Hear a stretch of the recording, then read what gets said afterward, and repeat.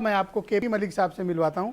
बड़े ही मशहूर पत्रकार हैं और अपनी बिंदास ओपिनियन के लिए जाने जाते हैं। कई बार डिबेट में बाकी प्रवक्ताओं की राय और इनकी राय में बड़ा फ़र्क होता है और कई बार इनको टारगेट भी लोग करते हैं। बहुत शुक्रिया मलिक साहब। देखिए, चुनाव भी ख़त्म होने जा रहा है। अब हम लोग कितना काम करते करते 6 चरण का चुनाव करा डाले, एक और बचा है, तो 6 चरण हो गए। थोड़ा बताइए क्या है माहौल। देखिए, जिस प्रकार से ब्रजेश जी देखे, भारतीय जनता पार्टी के जो प्रवक्ता हैं पांडे जी आपके, उन्होंने कहा कि हम तो तमाम काम कर रहे हैं और उसका फ़ायदा हमें मिलेगा, लोग थोड़ा वोट कम कर रहे हैं। इसके अलावा अगर मैं समाजवादी पार्टी और गठबंधन के प्रवक्ता की बात सुनूं तो मुझे उनकी बातों से थोड़ा ओवर कॉन्फिडेंस नज़र आता है। इतना विपक्ष को नहीं होना चाहिए। अगर आप ब्रजेश जी देखें, जिस प्रकार से गठबंधन के साथ तमाम छोटे छोटे दल जुड़े हुए हैं, मुझे लगता है कि अखिलेश ने उस दल के नेताओं का भरपूर प्रयोग कम से कम इन लास्ट के चरणों में नहीं किया है।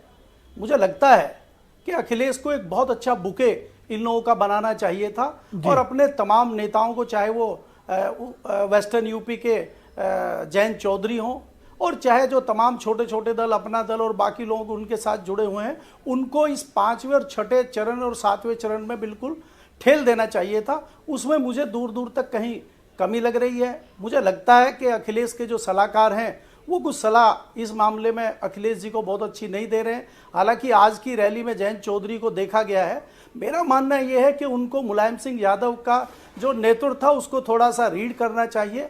अगर आप मुलायम सिंह यादव की टीम के लोगों को देखें, चाहे वो जनेश्वर मिश्रा हो, चाहे वो बेनी प्रसाद वर्मा हो, चाहे आजम खान हो, चाहे तमाम लोग हों, सब कई मायने में वरिष्ठ नेता हुआ करते थे मुलायम सिंह के साथ। उनको कभी इनसिक्योरिटी फील नहीं हुआ, उनको कहीं नहीं लगा कि मेरे से आगे निकल जाएंगे। और जनेश्वर मिश्रा जैसे लोगों को मैंने देखा है कि वो मुलायम सिंह को सीधे मुलायम थोड़ी सी सलाह हमारे पांडे जी को भी दे दो सर। राय हो, देखिए, पांडे जी तो निश्चित तौर पे मान के बैठे हैं कि उनकी सरकार बन रही है। भले ही कुछ सीटें कम हो जाएं, भले ही प्रतिशत कम हो, इनको जानना चाहिए कि ये मत प्रतिशत उत्तर प्रदेश में जो लगातार कम हो रहा है, कहीं ना कहीं जनता विमुख हुई है सत्तारूढ़ पार्टी से, और इसके अलावा सियासी दलों से भी कहीं ना कहीं लोगों का जो है नाराजगी या विमुख हुए हैं लोग। कहीं ना कहीं सियासी एक सीक्रेट है जिसको मैं चाहता हूं कि डिकोड करिए। आप लोग सीनियर जर्नलिस्ट हैं, मेरे से बहुत ज़्यादा चुनाव आप लोगों ने देखा है, कवर भी किया है। मैं चाहता हूं कि एक ओपन फोरम पे हम लोग डिस्कस करें कि जब वोटिंग परसेंटेज कम होता है तो ये किस बात का संकेत होता है।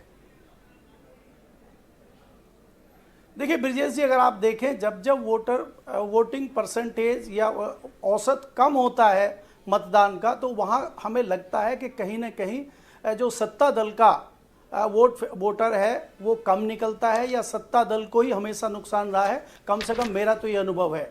और मुझे लगता है कि जिस प्रकार से भारतीय जनता पार्टी के तमाम नेता या प्रधानमंत्री अपने भाषणों में बात कर रहे हैं, वो प्रदेश के विकास की या जो प्रदेश में अच्छे काम किए वो ना करके अन्य बातें कर रहे हैं, तो उससे लगता है कि भारतीय जनता पार्टी इस मतदान के गिरते हुए प्रतिशत से कहीं ना कहीं घबराई हुई है।